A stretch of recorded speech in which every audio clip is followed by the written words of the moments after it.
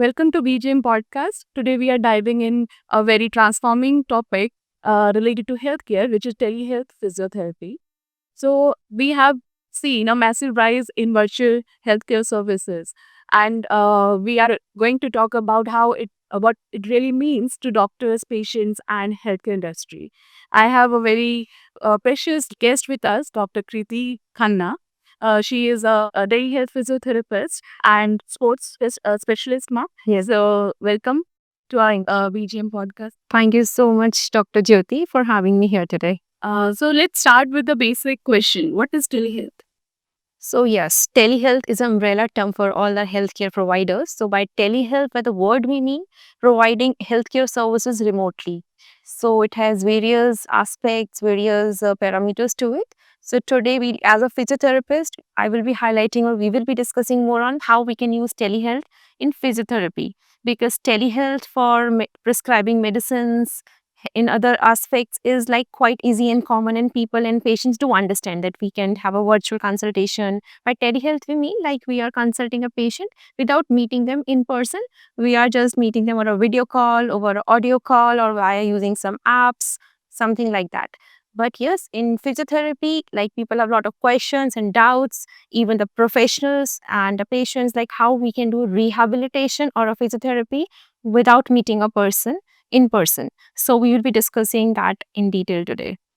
So I see you are a telehealth physiotherapist. Yes, you're practicing your physiotherapy via video calls or the telehealth. Yes. So how does this telehealth impact your center? So yes, in physiotherapy, especially the telehealth has really very evolutionary change because since pandemic, since COVID, basically, COVID was a driving force for all the like remote things, definitely. So I was practicing telehealth for very like for 10% of my patients who cannot visit me, like visit us in person. But yes, telehealth has really given a lot of access, like a lot of convenience to our patients and for the physiotherapists and the doctors that they can connect from anywhere. They can get the quality healthcare from any city. Like there is no geographical barrier actually now. They don't have to travel visit you Yes, physically. They can get the treatment and the consultation wherever they are. exactly. It's amazing. I mean, this kind of reach is, I'll say, a kind of transforming the healthcare sector. Exactly. It is a global reach. Like before 1919, India also, a lot of things were different till 89. When 1991, this global reach revolution came. So a lot of things have transformed in terms of economy. Now this revolution is really transforming the healthcare in terms of convenience, in terms of economic and development, in terms of quality also. So, let's talk about some challenges.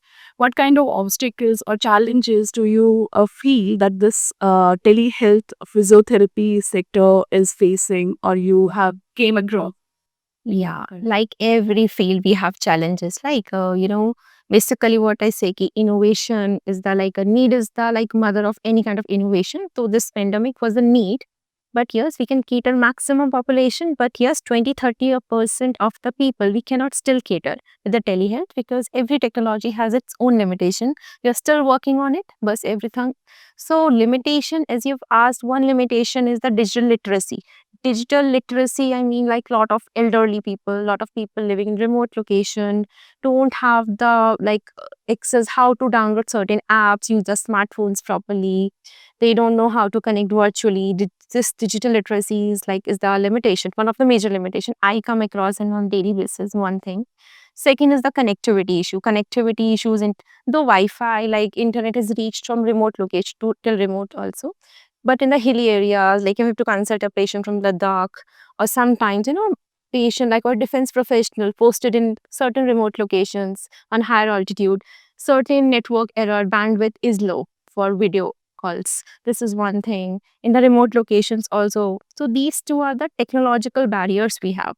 Apart from technological barriers, there are certain cases that we cannot cater online, like stroke or CP child. We need a attendant with them. If we need to talk to them, we need certain examinations. Like certain examination, we need attendant to understand. And like sometimes we need to understand the strength. then difficult to explain to the patient also sometimes. So in this telehealth, it is helping maximum people, but the 20-30% population we cannot cater comes with a limitation. So in this, when we are consulting any patient, we need to have the selection criteria. Selection of the kind of a patient is very important. Like consultation, we can do 100% for everyone. Now, who we can treat, who we cannot treat over virtual rehabilitation, that is a selection criteria. There, that time the wisdom of a doctor or a physiotherapist comes to select that. That skill comes into play. So how do you think these challenges can be addressed and can be solved? Or you are saying that the telehealth is for a selective population only? No, telehealth is for everyone, but certain population may have challenges, like people remain in remote location where there is no proper internet connectivity, or elderly people who are not digitally literate. So this challenge can be solved if they move to little bit better connectivity area. Sometimes if video consultation is not working, then the physical therapist can switch off their video at that particular time, or they can have an attendant or a child with them or a children with them who can help in this connectivity issue. Certain cases, yes, we cannot monitor like virtually. There are now lot of companies are developing a lot of good AI tools. They monitor even the vitals like blood pressure, sugar, using some AI assisted devices. They can wear them and we can get the real time feedback from them. Lot of biofeedbacks. So as we progress with AI, lot of innovations are happening. So 10 years down the line, I feel, or even 5 years down the line, if it's fast paced, as the world is going very fast paced in terms of technology and AI. So I think these challenges can be met. We can always have the chance of improvement. Yeah. That's a very good point to read. Like I have seen a lot of people were not so familiar with AI. Exactly. Right? And maybe 3 years back it was not that common, but now everyone is so dependent on it. Exactly. So maybe that's how people are getting to know what technology is, and they are getting comfortable with it. And also they are getting so lesser and lesser time on their hand, on their plate. Exactly. They go for these kind of visits and to cater their physical health. Exactly. So for those scenarios, daily health can be a very Exactly. revolutionary change. Exactly. The world is like fast. Like if I talk just 2 years back, so ChatGPT was not, everyone was not using. Today, even if I see 50, 60 years old elderly people, everything like Meta is with everyone, Meta AI, WhatsApp chat. Everyone is so quick to use it. So in 2 years, I see a very, very good upskill change. So I think 5 years down the line, the rehabilitation, whatever challenges we are facing in terms of technology, that should be sorted out. But yes, 70-80% people still we are catering with this. What has fueled the rapid adoption of telehealth in your opinion? Fueled it was the need. Earlier, before pandemic, like pre-COVID, I was seeing telehealth. Lot of people were seeing like online, but limitation was in our mind also. Ki when person can meet in person to the clinic, and why to do it online? That limitation was the mindset change. When the COVID, there was no option. Everything was under lockdown. Everybody, even if you wanted, you never wanted, but you were there under the lockdown. So that was the need of an hour. The need was the mother of that care was there, right? And even for emergency cases, people were scared to go out. Then the rehabilitation was not an emergency. It affects the quality of life, but people were delaying it. So basically, need was that mother of innovation that time. And with telehealth, one more thing is there. Like we think that telehealth is about accessibility. One thing is like that you asked me. Like one is telehealth is very accessible to all. Like we can reach from remote locations to busy professions and to global to any other country also. This is one benefit. Apart from accessibility, there are 2-3 major benefits. One is we are cutting down on geographical barriers. Second thing, we are cutting on the cost of traveling, that thing. And for the elderly and busy professionals, they don't have to travel. That's a travel issue. But most important, as a doctor, as a physical healthcare provider, I would say from my at all the patient's perspective. From my perspective, it really maintains the outcomes. And how? Because we can lot of compliance. Like if somebody has to come to my clinic, they may come 3 days a week, 4 days a week, for 2 weeks, 3 weeks. But rehab is a long-term process. What if I want to see for 3 months? Then the compliance goes. Patient get little better in pain. They say, I'll do these movements by ourselves. Then the outcomes also decreases. We cannot monitor how they are doing. So a lot of compliance has been improved. Like, consistency of treatment has really improved in terms of telehealth. And in my knowledge, you were a physiotherapist. You were treating patient in clinic before Yes. shifting to telehealth. Yes. So, what is the major change in rehabilitation? You would say that you have registered, you have noticed Yeah. that is it better than before regarding patients and as a physiotherapist as well, the time management and everything. Yeah. So there are two major things. First, I'll talk in three aspects in parameter. One is the outcomes part. That is most important. Outcome wise, if I was seeing the patients in the clinic also, now I'm seeing online also. So when I was seeing just offline, then the outcomes part, the major challenge was it is the compliance. Like dormancy happens and the patient stops coming to the clinic. You cannot reach the patient. Yet in terms of outcomes, we have better outcomes. We can monitor the patient more efficiently using this AI tools, virtual instruments or like new machines, gadgets, basically. This is one in terms of outcomes. And like second thing from patient's perspective, yes, accessibility is there, low time, no less time in like traveling, cost cutting in travel, all these things.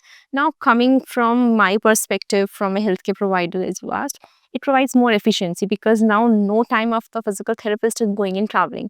So we are more efficient to see more patients, one thing. Second thing is provide a lot of work-life balance. People can work from home. I have seen a lot of mothers, especially for the females, like a lot of new mothers were unable to travel to the clinic because they have to take care of the child. They get a long break in career used to come. Now I see a lot of people are working from home, no career break is coming in. Everything work-life balance is managed so well. This is another part. And third thing, we can really monitor the outcomes more efficiently using these tools. In clinic also we were monitoring. There are certain tools, but now specifically talking about telehealth, a lot of good monitoring is there. So if I like talk about back pain cases, knee TKR case, anything, knee replacement, like if we monitor it daily, something when we monitor daily, it provides better outcomes. Yeah. So the monitoring was not that easy before, and with telehealth, it is more accurate and It's more accuracy. Monitoring was easier. When somebody comes to the clinic, it's easy. Easy was there, but now more accuracy is there, more consistency is there. Like today, I monitor patient doesn't come to clinic for 4 days. No consistency goes. Now online people are more like comfortable, and apart from that, now we get a real time scenario. Suppose if I ask the patient to do a particular exercise sitting on a chair or some table. Now in the clinic, I have a proper setup. Patient will sit on that chair and do. But just not about doing, it's about how they do. Like in the home, if they don't have that setup, then I have told them particular exercise that can be done on this chair. What if they don't have this kind of a chair at home, this kind of a bed? So now if I can see the real time, house infrastructure. So we can utilize their stairs, their bed. We can give a real time feedback and more, more naturally they can do exercises. yeah. What are the major technology barriers that you are facing using telehealth, and what like the telehealth relies on digital plans, Yeah. right? Yeah. So, in your opinion, like what are the major barriers are there? So yeah, there are certain barriers as we discussed. Everything comes with barrier. So one barrier is like internet connectivity. Some at rural places, high altitudes. One is that thing. Digital literacy we talked about. And apart from that, two major barriers are there. One is trust issues or lack of privacy. Like when we are consulting a patient online, like in clinic, and somebody is coming, we are not recording their sessions. We are just talking one to one. But when I'm talking, so a lot of trust issues patients have. What if my video is recorded? What if we expose a certain part to observe their posture or anything? What if we record? So a lot of trust issues are there. A lot of these kind of issues are there. Trust issues or technological misuse of technology. Right. So that patient has to have that confidence, and the practicing healthcare provider needs to be really ethical. So we have to use some data lock process for that. This is one of the barrier in the minds and real time barrier. So certain countries like European countries have strict GDPR guidelines, which says if we click a photograph of patient or patient shares their MRI reports, we should not download it in our devices, a particular thing where we can store it, and nobody apart from a therapist and the patient should be able to see it, like meet operational team, management team, anything. This is one thing. Apart from that, insurance. Like a lot of insurance policies in India and other countries do not cover the telehealth part. Then it really affects their profit. They can cover if you're going to a clinic, if you're getting admitted. But still, the telehealth services are not covered by a lot of insurance. So that is one of the major limitation people are facing. In India, we'll talk about in India what kind of patients you are getting more in telehealth, and what kind of crowd is more comfortable with it. If you have to segregate the kind of Yes. patient you're getting. So first the major crowd I talk about, the corporate people, working professionals. See how the corporate work, they have to tech savvy people. They know the use of a lot of technology. They know, suppose somebody's having a back pain, neck pain, they know they need physical therapy because just popping up a painkiller is going to damage other aspects, organs as well. Now they don't have time. Their shift timings are so hectic and busy, morning till night. Like 8 a.m. they leave, heavy traffic or work from home. They come back by 8 p.m. or log out at 8 p.m. All the clinics are closed by then. So telehealth they can utilize from anywhere. If they have a 1 hour break in between, they can utilize. They can get some app based. They can do at their own pace. They can have some guided session early mornings, late evenings, or during the day also between a break. Self-paced thing. This is one of the major boom or major blessing for all the corporate people, the working professionals, busy. Second is for elderlies. See, for elderlies, difficult to travel alone. And every time the child or the kids or grandchildren might not have that much of bandwidth, even if they want to. Like for elderly, it's very easy to log in once you teach them, and we can use very easy apps like Zoom. If they don't know how to use the app, also we can use some easy applications for elderly people, right? They can easily take care of it as self-paced. Third category, from my perspective, which I'm getting, like you see a lot of people who just go ahead with a lot of passive modalities. By passive modalities, I mean a lot of passive mobilization. They help to some extent, like machine based, like a lot of modalities we have in the clinic, like TENS, IFT, ultrasound, laser, etc., etc. A lot of people are taking those machine treatment for a month. Suppose recently I met a patient for shoulder tendonitis. So she got some injury. She was an athlete. She got injury while playing some sport.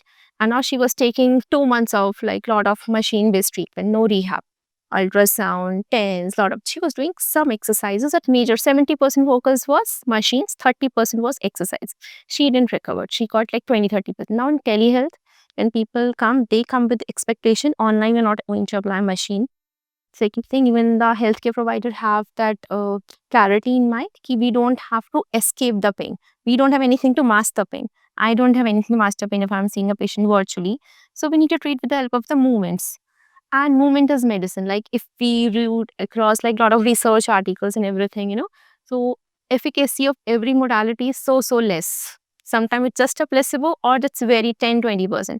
And movements efficacy, exercise-based treatment is more effective. So now this is also a revolutionary change. People go everywhere, then they land them into it. Let's try this also. We have to try from home. You don't have to go. And then they start getting the results by doing consistently the exercise, their faith develops. This is the third category of patient who have the history of failed outcomes. I think this is the most important point. Yeah. The main focus is shifting to the real rehab. Real rehab.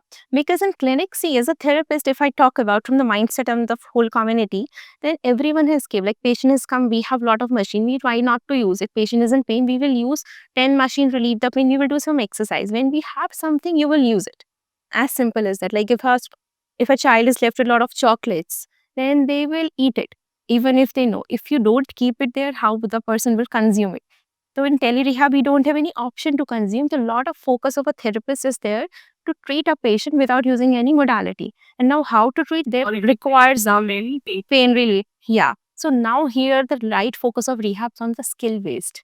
So first thing, a person should have very good knowledge of anatomy, physiology, pain psychology. It's not we are not treating the pain or any ailment.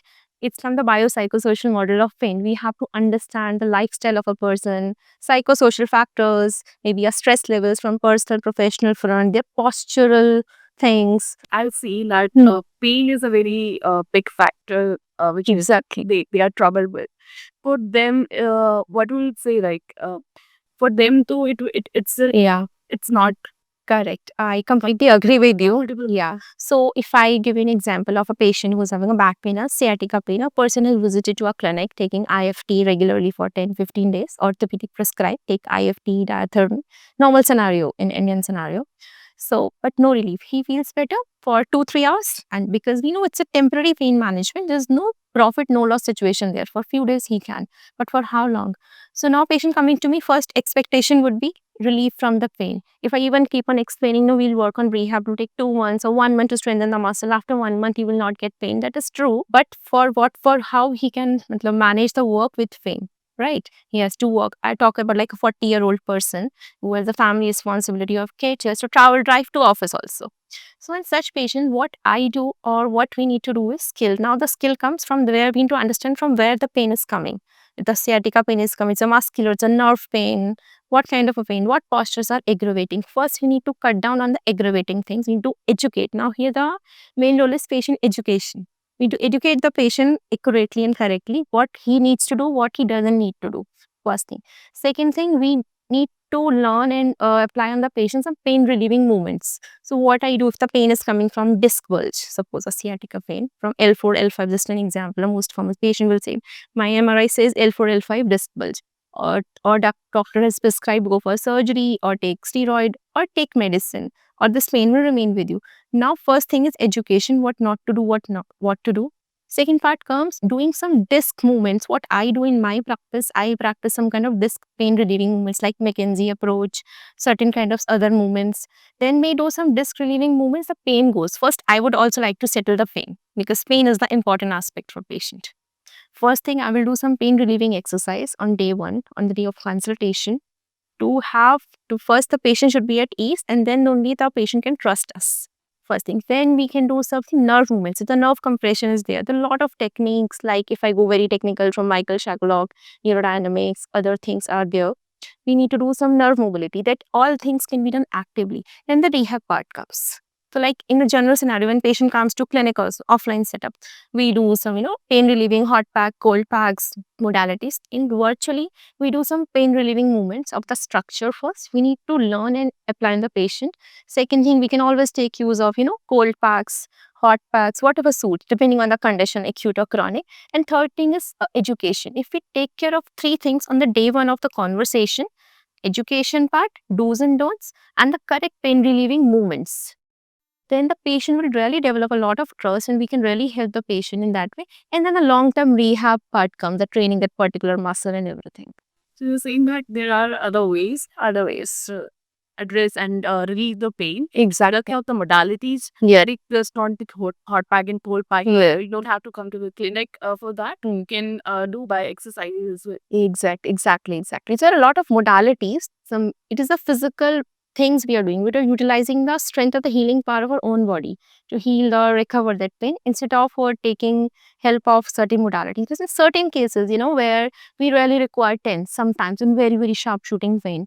So we need to understand where to refer the patient. We should not always any overpromise. If the patient has come in very high pain, 10 on 10 pain, even cannot sit for a minute, that is a limitation now for tele rehab. I will educate the patient, but yes, now my part should be, my ethical practice should be, I should refer the patient to the right professional.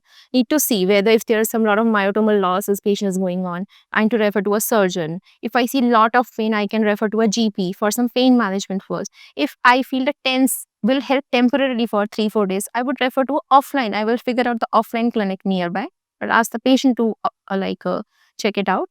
So yes, we need to refer also at the right time for the right things. Yeah. So let's talk about legal and insurance side of telehealth. What are some biggest regulatory challenges which are there in this field? Yeah, so let's talk about it because the legal challenges we rarely face, like in offline, online. Every country has the different regulatory challenges. In India, still a lot of legal and regulatory challenges are still not there because we don't have any platform, lot of good platforms for telehealth so far. But here's legal challenge is the lack of privacy. Like if their photographs of a patients are shared somewhere, trust issues, videos are shared, it's the legal aspect. Legal problems may happen if we just, like a lot of people do it for social media. Like we are seeing a patient without taking their consent or the permission, they just put their photograph on our social media or their testimonials. They should have the consent should be there, so they can land them into a legal problem the healthcare provider. This is one thing. Apart from that, lot of insurance challenges are there, and lot of like in European countries I talk about, they have a lot of things like data privacy things are already there. In India also we are planning and doing it. Certain organizations are into it. They're also doing a lot of data log system, how to log their data chain system, lot of things. But in Europe, it is like hardly just hardcore. They're following like GDPR guidelines where we cannot, download their pictures, their reports to in our system. We cannot share without their permission to anyone, consent. So, but yes, in India, for now, we all should take the written consent from the patient. First thing, I start the video consult with the patient, I take two kind of consent. If I need to expose any body part, suppose I want to see the back posture, neck posture, to click any picture, to understand the posture, if I have to use any AI tool, I take their consent that if they are okay with that. If they refuse, we don't do it. We do in a different modified manner. Right. So this consent is very important before starting the consultation and before putting it on social media about them. So these two type of consent are very, very important. To have a consent form that you give. Yes. I provide a consent form, like as a Google form. I provide like two kind of things I provide. One is the like a consent form. Apart from the second is the like recording there, like suppose for disability, certain clinical outcome forms. So these two form before like starting the consultation, I provide for the patient. Suppose they have a back pain, then I will provide like one of the score like a form for back pain, measuring the disability and the consent form. These two things we We are start talking about consultation. consultation. So what we have talked about it so far, telehealth is for general consultation. It's working for general consultation. What about specialized medical uh, problems? Right. Yeah, please. So specialized field in specific to physiotherapy, right? In physiotherapy also we have specialized fields. It's just not about musculoskeletal. We'll talk about like pains and all musculoskeletal. There telehealth is going really flawlessly. Apart from this 10-20% population we discussed. But specialized field now comes the PEDS.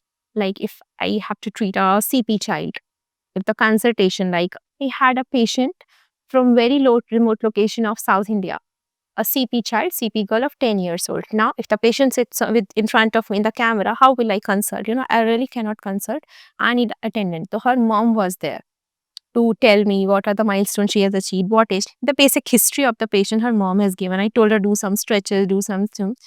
I could consult her with the help of an attendant or a parent, but now if come the treatment part, treatment I can guide her mother to do certain things. But in the CP child, we need to have consider of sensory integration, right handling, touch, how to hold, even if I were a simple stretch, like simple stretching of a hamstring, for example. How the mother is holding the child or the parent is holding, it's very important because hand placement, exactly the use accuracy of hand placement, accuracy of pressure, these things I cannot monitor virtually. I can just understand the gross part.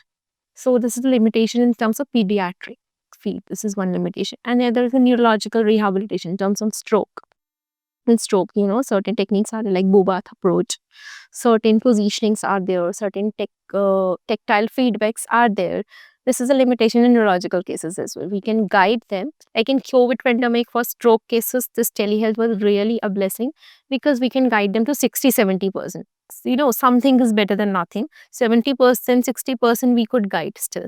Like 30-40% part of the treatment, it's a limitation to virtual. This is one.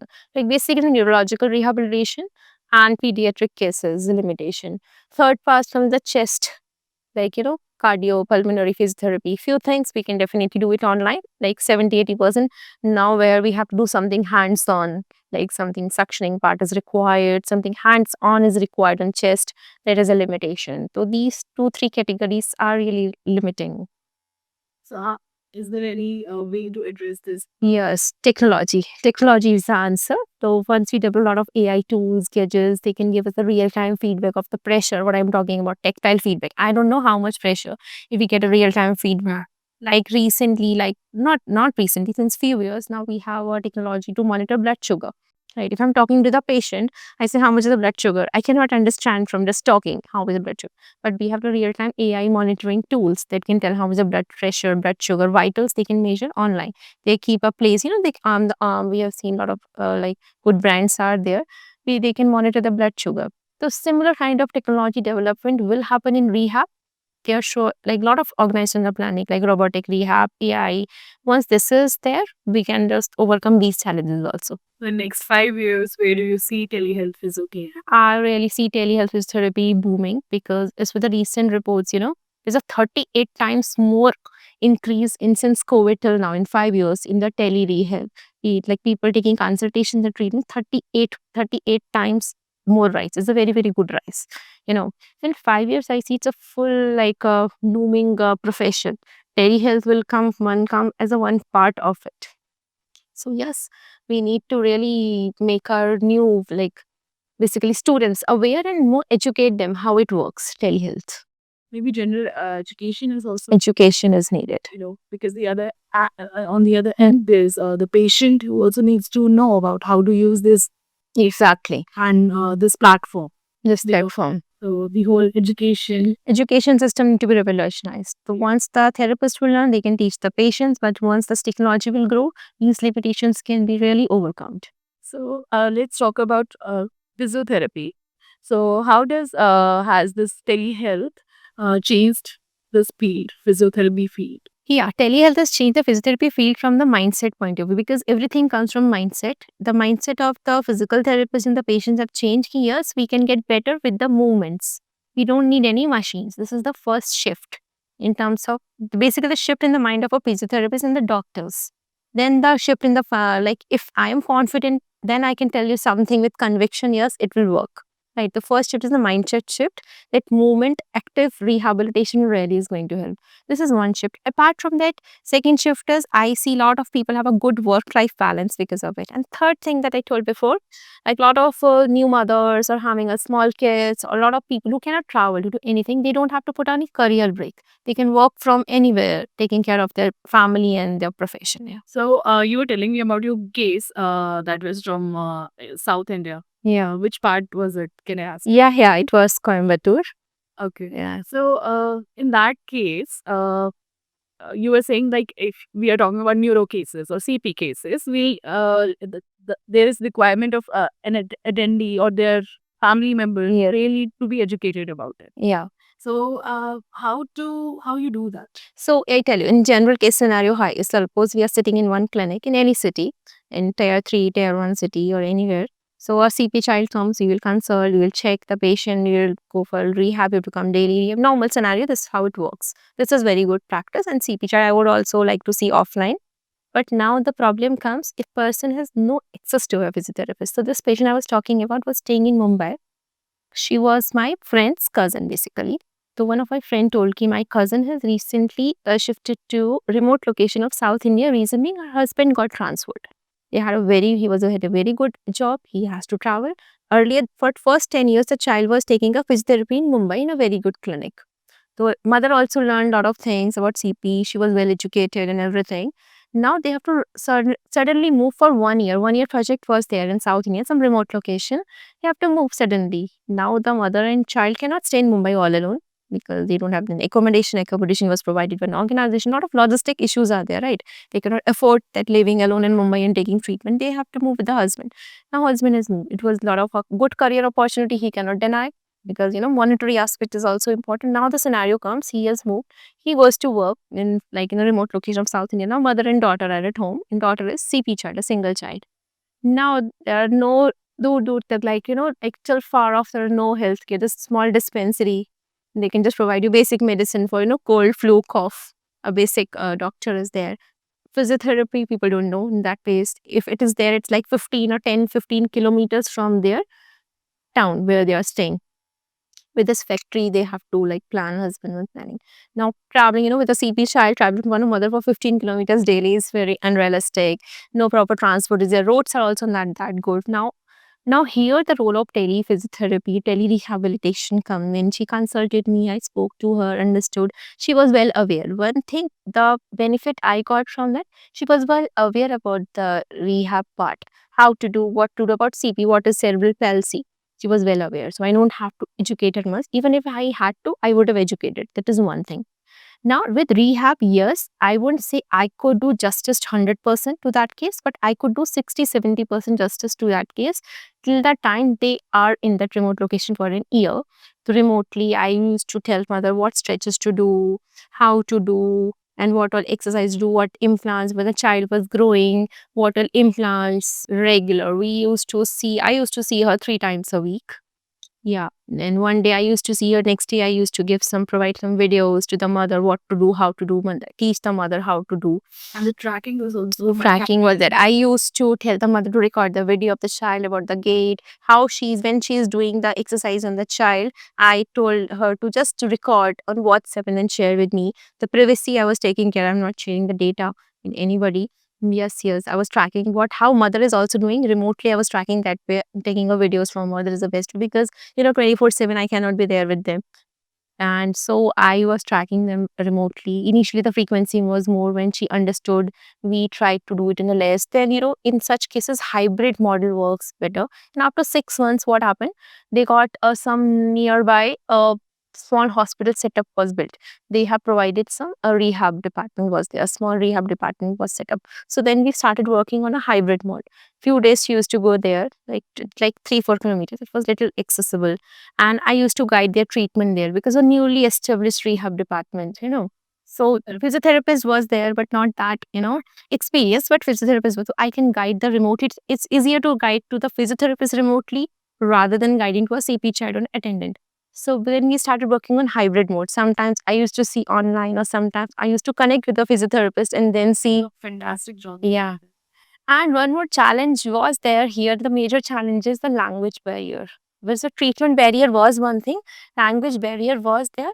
Here, the mother used to understand English, but can speak. But the child was understanding only their native language. Child could understand only the native language. That was Need a translator. mother was a translator here. Now in tele-rehab, I guess was one case. The mother in CP child, basically I was communicating more to the mother. I was communicating with the child, and mother used to translate. This is one barrier. Second thing, I see patient I recently had a patient from Orissa. Again, one of my family friend relative. So again, she was a back pain case, but she understands only Oriya. Now what to do?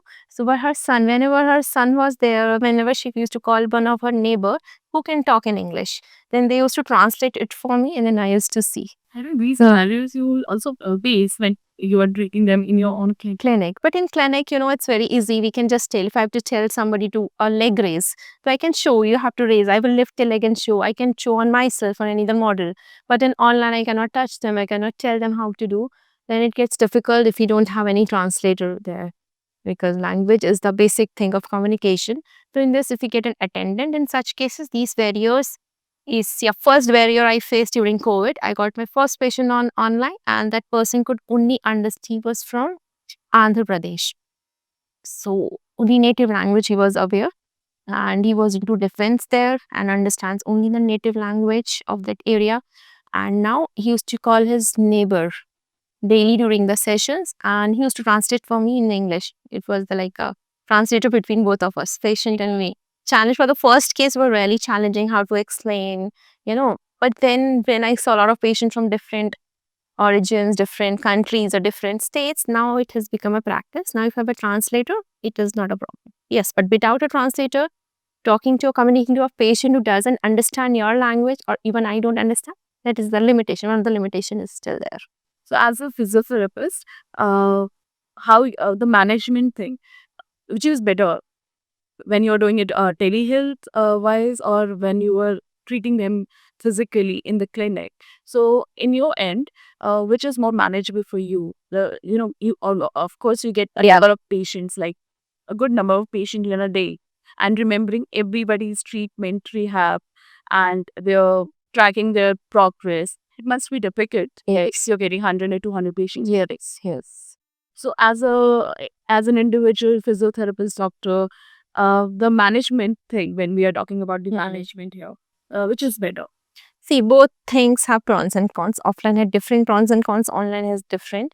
But as management wise, it's more or less similar in a way. Like if somebody is coming to me in the clinic, or if I'm seeing them virtually, in both of us, I have to keep the records. I have to keep the records somewhere, because I will tend to forget. Like if I see 100 patients in a month, next month, I will not remember the name, age, basic also. I have to keep the records first thing. So, but yes, in online, it's much, much, much more easier than offline also, because in offline sometimes records get misplaced or displaced somewhere. Online, if somebody is connecting, it's getting feeded in the software, in the app, whatever you're using. So it gets much more easier. The less time consuming is there. It's get more efficient to work sometimes. So online, when you are treating them, and when we are taking telehealth, we are doing the patient treatment. It is more efficient. It's more efficient that way, because now I also have a lot of time, because no traveling time is going. And in person, in time thing goes in other things also. If you are into any workplace, you have to see other things also. But in telehealth, when you're interacting with patient one to one, you're doing only one thing at a time. So there's a lot of time or efficiency is there. So, when we discuss the challenges with telehealth, how telehealth lacks hands-on assessment. So, in those cases, how did you treat the patients from cardio, which has some cardio Issues, yeah. issues, and also we haven't talked about the gynae department. Yes. You must have got some women who Yeah. are suffering from any problems. So, how do you address and treat those patients? So let's talk about the cardio issues first. So especially during COVID, everybody was suffering from shortness of breath, lot of cardiac issue, lung infections. In those, the breathing exercise was the mainstay. Everybody was writing breathing exercise. Now, just with breathing exercise, we just don't mean like breathe in, breathe out, right? As a physiotherapist, we know a lot of types of breathings are there. Diaphragmatic breathing, segmental breathing, and etc. etc. Now we have to teach you the patient. So in the mild to moderate cases, I would ask the patient to sit virtually in front of me and do those exercises. First, I will examine them and I'll make them to do first thing, first case scenario. Now, in this case, we need to measure the outcomes. Now, how I would know how is the lung capacity? I will ask the patient to do breathing exercise. Patient is doing for 10 days, 20 days, say. I will teach the patient how to do it right in a correct way. Now, we need to some measure outcome measure. Like for back pain, I can do using like Oswestry disability scale or a lot of many other scales, patient can mark in the Google form and send me. I can understand from that. Cardio cases also we have certain forms, but real time lung capacity. Now, major thing is lung capacity. I cannot measure you using any muscle strength here. So for that, I told them one is the spirometer, one thing. Apart from that, peak flow meter is one instrument. I use it very often during COVID because peak flow meter, we can measure the lung volumes, expiratory capacity. They can tell, suppose if today the value is 40, normal value is suppose 100, then in the next 20 days, how much is the value? It's a simple, very low cost device that I asked him to order it from Amazon online. Patient has to buy. Like, in telerehab, yes, one more thing is there, even for musculoskeletal cases, there's no clinic setup. They are doing it at home. I would like to utilize their home, like for weights, we can use their water bottles, we can use their pillows, cushions, but certain things we require. If it's not a very like emergency or a lockdown situation, they can order it online, certain things like TheraBands, weights, a lot of such things, spirometer. Certain things I ask them to buy for their own but their home because it's a lifelong use, like a gym ball, Swiss ball, all those things. Similarly, for the lungs, it's to like should be specific, right? Their family cannot use it. So like peak flow meter is one instrument they can use. A person can use at home, very easy to use. Just you have to see the number and breathe out. So they can use and we can monitor the outcomes. How's the lung capacity improving? It helps in two ways. One thing's feedback I'm getting if it's improved from like 20%, 30%, like it's the more of objective data. It's not subjective. A patient can say, no, I climb now 2 floors, I feel less breathless. It's a very subjective thing. A lot of things are there, they are not tired, they were carrying the weight. If they are climbing up with groceries today, tomorrow they are climbing up 2 floors without groceries. Certain things patient may miss to tell me, and I may feel, oh, now patient is better because now the feedback they are giving 10 days back, suppose they climbed up 5 kgs of groceries, anybody would get breathless, right? Even I may. Now, after 2 weeks, they were just climbing up without groceries. And patient, I'm not feeling, I will be very happy. Oh, patient has improved. But if I check, the lung capacity remains the same. So we should use some objective tool to measure. So such instruments really helps. And in such cases, hybrid. In the COVID scenario, it was different. Now I would prefer some hybrid kind of a thing in like I can do their PFT, pulmonary function test. If they come to my clinic once a month, I may call for 1 month before like pre-treatment, I may take that test, pulmonary function test. I will make the patient do all the exercises remotely or virtually for a month. And after a month, I can call them again to the clinic. Visiting once a month and visiting daily is very different. The hybrid model also helps in such cardiac cases. Not like completely, we cannot depend on telehealth for these kind of cases. We can depend on like certain instrument. In mild moderate cases we can depend. In severe cases, yes, we need a hybrid model. Mild moderate cases completely virtually. Any gynec patients that you have came across and you've treated? Yeah. I have been working with women health from last few years. And specific my specific area of concern in pelvic floor rehabilitation is urinary incontinence. The urinary incontinence is very untouched topic in terms of taboo, societal taboos. If women is having a leakage in urine, they would not like to tell to their families, immediate family. It's like a looked down that way. So a lot of people immediately after their delivery, like in their 30s, I come on their 20s, I come across people, they sneeze, they feel a leakage of urine. They're using some liners, they're using the pads and all. But that is really embarrassing for them. If you go out, they sneeze and some urine leaks out. So this is due to pelvic floor weakness, muscle weakness. I come across family members here, even to their spouse sometimes, depending on the compatibility and the due to immediate family, to the parents, to spouse. So such it is 100% treatable case, condition. So with the help of doing all those exercises correctly, in this also pelvic rehab, two type of models come. Yes, so we can do all the exercises at telehealth, but for assessment, hands-on assessment, we need the patient to visit at least once a month to the clinic. In a hybrid mode, it works best. But a person, like recently, I saw a patient with having an organ prolapse, uterus prolapse, grade 1. She was from some other part of India. I was in North India, and patient was from Central India somewhere. So now in organ prolapse case, patient cannot visit me, cannot visit the patient in her nearby locality, and then we cannot find any good pelvic health physiotherapist. Now what to do? So I taught her exercises virtually. I was monitoring her progress virtually, everything. And then I told her to visit to a nearby gynec after 1 month of treatment for the assessment. If you don't have a physiotherapist, gynecologist can also do that assessment, right? Only gynecologist is diagnosed, it's a grade 1 prolapse. And yes, gynecologists were very happy to see the results. Her prolapse is improved. Grade 1 really improved in 1 month to 6 weeks. So yes, so such patients, if they don't have any nearby rehab thing, can do it online. So exercises does helps wonders. Yeah, Also, it works in cases of this is I'm talking about postpartum or elderly people, like incontinences and prolapse cases. Now the most important is prenatal during pregnancy. It's very difficult for a female to travel sometimes. In the last trimester, it's get difficult to travel and everything. Safety concern, health concerns, time, everything to tell to any clinic. But if we do a right rehab in the last trimester or throughout the pregnancy, then there are a lot of higher chances of lot of vaginal normal delivery are there. We can prevent a lot of C-sections.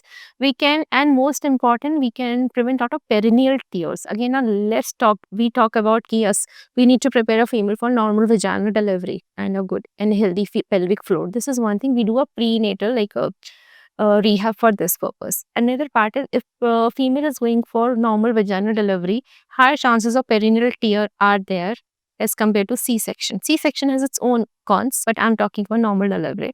So if we train the pelvic floor for all the 9 months very efficiently with the help of a physical therapist, the female trains her pelvic floor, then lost of less chances of perineal tears and other damages, because her pelvic floor is very healthy and good strength with good flexibility.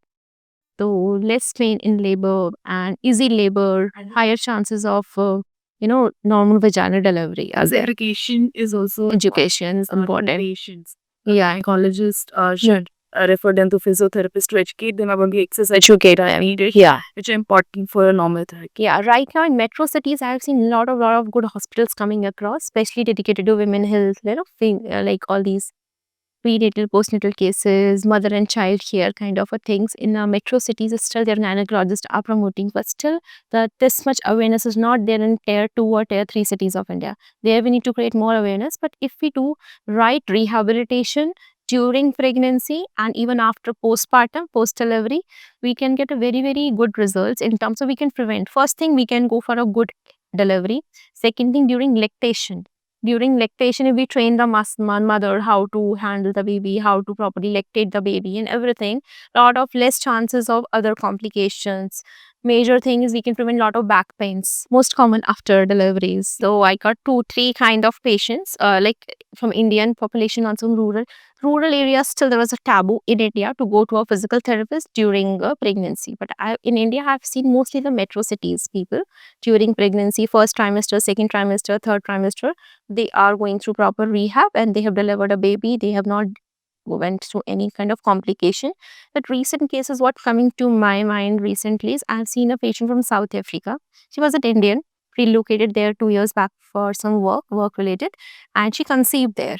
And now again, healthcare services are not that great, especially finding a good rehab person there.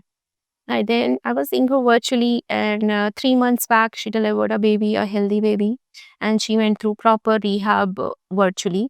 And yes, so and she developed even the back pain in her last trimester. She developed a back pain. She was obese, sitting professional. It's quite common. So back with she was having a very severe pain when she spoke to me. But with 3 months of rehab in the last trimester, she got all pain free by ninth month, like before her labor, and the labor went very nicely. And after, post delivery, postpartum, we have started her rehab, and she's all fit and fine. Yeah, that's amazing. Yeah. You're also educating them, educating pregnant women Yeah. and about the delivery, and you're also treating for the Correct. So women health itself has a lot of spectrum. Right now in India, we have few colleges who like obs and gynae masters are there. But yeah, women has a lot of good spectrum in terms of exploring the physiotherapy field, especially online. Though we can work on definitely prenatal, postnatal cases, then a lot of cases of urinary incontinence, pelvic floor weakness, organ prolapse. And apart from female pelvic health, there's a male pelvic health issues are also there. There are different treatment strategies where they can be well educated about it and treatment about it. I think they will be more comfortable doing telehealth Yes. consultation. So Regard- there are two things, especially when somebody has to discuss about the gynecological issue and the mental health issues. These things are still the taboo. Like if somebody has to talk about the knee pain, no, person can tell to 10 people sitting in a garden or park, I have a knee pain, I'm taking this machine, I'm going to this doctor or that doctor. But people will not discuss about it. I am into depression, I'm going to my therapist or a counselor or a psychologist. I'm having a urine leakage, I am seeing a pelvic floor physiotherapist or gynecologist. People are not very open to discuss, and the society is not very open to receive it both ways. So if you have to go to a clinic for knee pain, you can go very proudly, oh, I'm going to the clinic daily if 10 people are watching me. If somebody has to go for urinary incontinence, people will start asking why you go to a physiotherapist daily. A lot of lack of privacy is there. They don't want to tell, even if you have to go to a psychologist. So online, in such cases, telehealth is like very well managed because their patient is 100% now. Person is sitting in the room is closed. What they know, privacy, they know, and their doctor knows. No, but third person is not really aware about it. So yes, they are very easy accessible for them. They like it's like very comfortable with that. More is the comfort. we had a very good discussion about very good insights you have given us. What are the 5 takeaways if you had to give us about the telehealth physiotherapy topic we discussed? What will that be? So there are basic takeaways. The first takeaway I would talk about from the education part of view for all the education institutes like universities, colleges, and all students pursuing with the freshers skill. Telehealth is all about skills because when we use any machines, we get a help of sort of things to manage pains. In telehealth, you don't have any help now. A lot of skills, lot of skills of anatomy, physiology, how human body functions, psychology of a person. So you need to really work on the skills. First thing, we really need to work on the skills of our newer generations. First thing. Second thing, key takeaway would be in telehealth. If we have to develop, we need to create more awareness about it, how it can be done. Because till now, I get a lot of questions. Yesterday evening also, I got a recent question from somebody who was having a knee pain, asking me, oh, I used to go to the clinic daily. How can you do it telehealth? Like I was seeing a patient, a family friend came to our place. I was talking to a patient. After my session, she just asked me one question. Oh, for my knee pain, I go to a clinic regularly near my home. How you can? They apply machine, they apply this machine. She named 5 machines at least.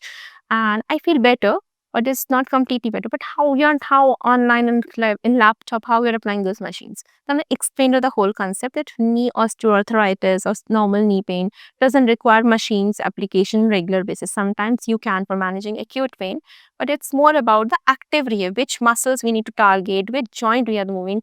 And then, at my home, I just made her do one simple movement to relieve the pain. A lot of painkiller movements. Like scientifically, they are not painkiller movements, but to explain to the patient, I can tell that it is a pain relieving movements. So basically, I tried to mobilize one of our joint. I told her active mobilization of joint, patellofemoral joint, how to do it. So, and she did, and she immediately felt better. Oh, I could not squat, now I can squat. Immediate relief was there. She developed that, like, oh, I can do it. Now, once she got better in pain, now she can do rehab by herself. So, more of a education part is very, very awareness. First, we should know that what is it? Creating awareness. Like we are having a talk show today. It is more about creating awareness that what is telehealth. First, one should know it can be done online and creating awareness about it on the level of society. And third thing is education, how to do it then. So first takeaway skill, we need to have the proper skills in our college to about the knowledge of the human body. Second takeaway is creating awareness about it. Third takeaway is being very ethical in the practice. We should know the benefits of tele-rehab. See, tele-rehab, as we discussed, it can be catered 70-80% of the population in terms of accessibility, consistency, cheaper cost of traveling, lot of things. But yes, at the right time, we should know when to refer to a right profession, maybe virtually. We can take help for virtual, some other specialty doctor when we know this is not my forte. The key takeaway is more of ethical practice. And fourth one is we discussed about licensing and ethical practice. Like we should be very, very ethical in the practice. We should never misuse the technology. So I'll just precise our discussion. First thing to develop to do a telehealth or like to treat a patient. Basically, to treat a patient, we are treating a human being, not any machine. We don't need any, hefty infrastructure or clinics. We can treat from anywhere. It is a use of right skills and right mindset. We should know how to use that right skill and right mindset is important. We won't need any fancy clinics always. Another thing, how it is important is I just summarize in 4 or 5 minutes. It is more accessible. A lot of cost cutting is there in terms of travel. We are cutting on geographical barriers. You can, talk to any specialist from anywhere, even from remote location to busy life. And fourth important thing is more of consistency. With telehealth, we are more consistent, patient and both therapists and consistent in taking and delivering the treatments. This is one thing, benefits about it. Yeah. Thank you, Dr. Triti, and for giving your expertise about telehealth physiotherapy and giving us such insights about it. And to our listeners, if you found this episode valuable, do not forget to subscribe and share it with your colleagues. So, see you next time on BJ Podcast.